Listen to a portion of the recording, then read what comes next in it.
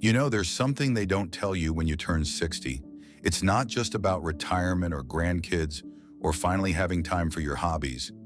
It's that life starts throwing you little curveballs you never saw coming.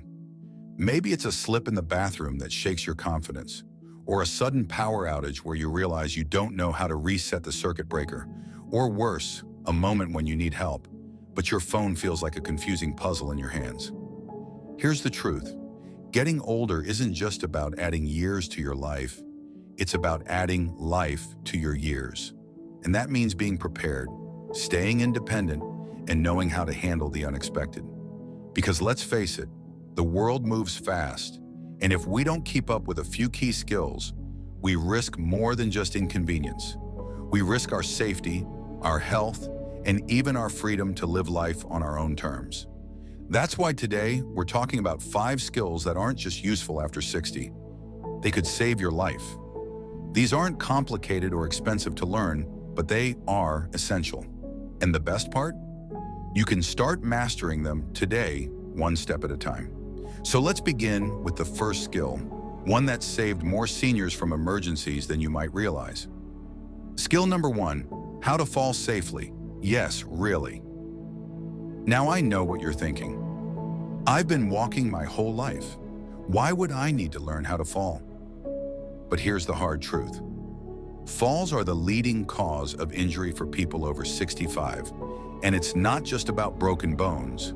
A bad fall can steal your independence in an instant. But here's the good news. Just like learning to swim, knowing how to fall can dramatically reduce your risk of serious harm. So, what does a safe fall look like? First, if you feel yourself losing balance, don't stiffen up. Tense muscles make injuries worse. Instead, try to relax and bend your knees. This lowers your center of gravity. If you're going down, aim to land on your side or backside, not your wrists or hips. Tuck your chin slightly to protect your head. And if you can, roll with the momentum rather than fighting it. Practice this now while you're steady. Stand near a bed or couch, something soft, and slowly lower yourself sideways onto it. Get used to the motion so your body remembers it in an emergency. It might feel silly, but trust me, this one skill could keep you out of the hospital. Skill number 2, basic tech savvy beyond just calling the grandkids. Raise your hand if you've ever felt stranded because your phone or TV remote suddenly seemed to speak another language. You're not alone. Technology changes fast, but here's the thing. You don't need to become a computer whiz. You just need to master a few critical tech skills that keep you connected and safe. First, learn how to use emergency features on your phone. Even if you have a basic flip phone, most can send an SOS alert or share your location with a button press. For smartphones, set up emergency contacts and medical ID. It's easier than you think. Ask a grandkid or friend to help if needed. Next, get comfortable with video calls. Not just for family, but for telehealth appointments. During the pandemic, millions of seniors missed vital doctor visits because they couldn't navigate Zoom. A 10-minute tutorial could have changed that. And finally, password management. Write down your important passwords, yes, on paper, and keep them in a secure place. Nothing's worse than being locked out of your own accounts during a crisis. These might seem small, but in an emergency, they're the difference between calling for help and feeling helpless. Skill number 3, simple home safety checks. Here's a startling fact. Many seniors' homes are accident zones waiting to happen, not because they're careless, but because no one ever taught them what to look for.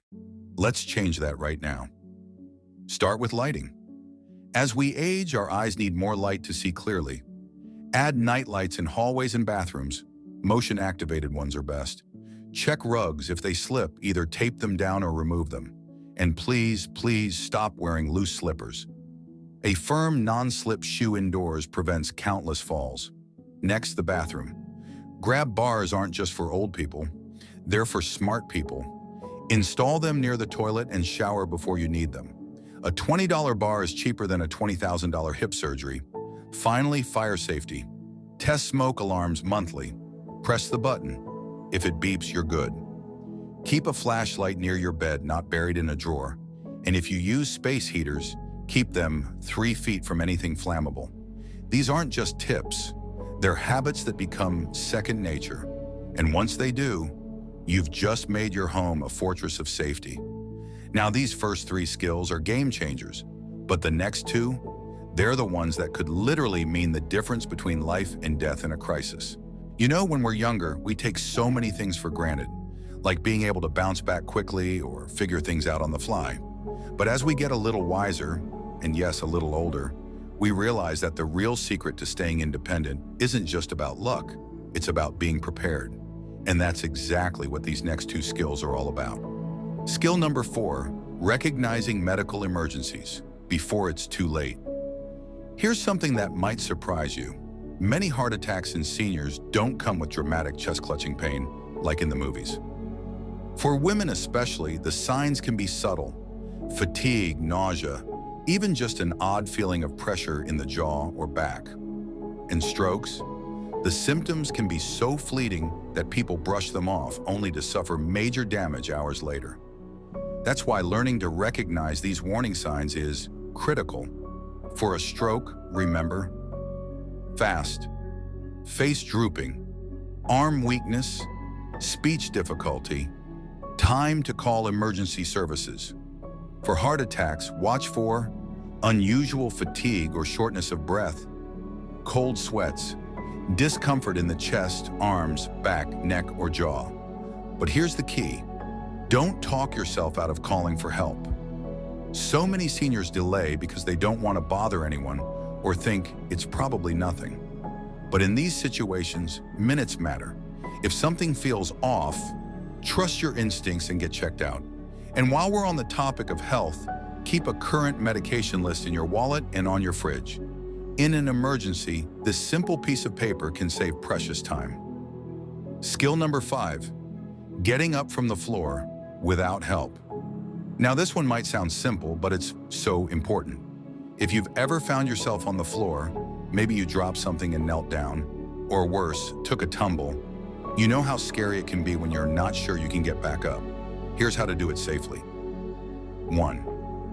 Roll onto your side and push yourself up onto your hands and knees. 2. Crawl to a sturdy piece of furniture, a chair, couch, or even stairs. 3. Place 1 foot flat on the floor, knee bent, and use your arms and legs to push yourself up. Practice this now while you're strong and steady. Start by lowering yourself onto a soft surface, like a better couch, and then work your way up from the floor. It might feel awkward at first, but this skill could be the difference between waiting hours for help and being able to help yourself. And here's a pro tip. Keep a sturdy, lightweight cane nearby, not just for walking, but as a tool to help you push yourself up if needed. A quick story. I'll never forget my neighbor, Margaret. She was fiercely independent, always gardening, running errands, living life on her terms. Then one day she bent down to pick up a dropped spoon, lost her balance, and couldn't get back up. She spent hours on the floor before someone found her. After that, she practiced floor recoveries every morning. Like her daily cup of tea, it became non-negotiable. That's the thing about these skills. They're not about fear. They're about freedom. The freedom to keep doing what you love without worry. Now, we've covered 5 life-saving skills so far, but there's one more that ties them all together. You know, when I first started learning these skills myself, I'll admit, it felt a little strange. Practicing how to fall, memorizing stroke symptoms. At first, it almost made me feel old. But then I realized something important. This isn't about getting older. It's about getting wiser. It's about looking ahead and saying, I've worked hard for my independence, and I'm going to protect it. And that brings us to our final, and perhaps most important, skill of all. The ultimate skill, developing a preparedness of mindset. This isn't about being fearful or expecting the worst. It's about cultivating what I call quiet confidence, that peaceful assurance that comes from knowing you can handle whatever comes your way. Here's how to build it. First, do regular safety check-ins with yourself. Once a month, take 5 minutes to walk through your home looking for potential hazards. Are your emergency numbers still by the phone? Are your grab bars still secure? Small moments of prevention make all the difference. Second, build your help network. This doesn't mean relying on others. It means being smart. Identify a few trusted neighbors who have a spare key. Teach a grandchild how to recognize stroke symptoms. Knowledge shared is safety multiplied. Finally, practice the art of what if. Not in an anxious way, but in a practical one.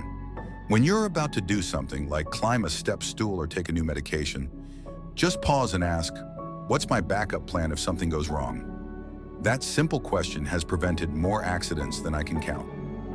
Bringing it all together. Let's take a quick moment to revisit these life-changing skills. 1. Falling safely to protect your body. 2. Tech basics to stay connected. 3. Home safety checks to prevent accidents. 4. Recognizing medical emergencies. 5. Getting up from the floor independently. 6. Cultivating that preparedness mindset. But here's what really matters. You don't need to master them all today. Start with 1. Maybe practice getting up from the floor this week or install that grab bar you've been thinking about. Small steps create big changes. A final thought. I want to leave you with this. Growing older is a privilege denied to many. These skills aren't about limitation, they're about liberation. They're what allow you to keep gardening, traveling, playing with grandkids, and enjoying all the things that make life worth living. So tell me in the comments, which of these skills are you going to tackle first? Have you ever had an experience where one of these would have helped? Your story might inspire someone else. If this video helped you, do me a favor. Hit that like button so others can find it too. And subscribe if you'd like more practical tips for thriving after 60. Because here's to living life on your terms. Confident, prepared, and full of joy. Remember, age is just a number, but wisdom, that's power. Now go enjoy yours.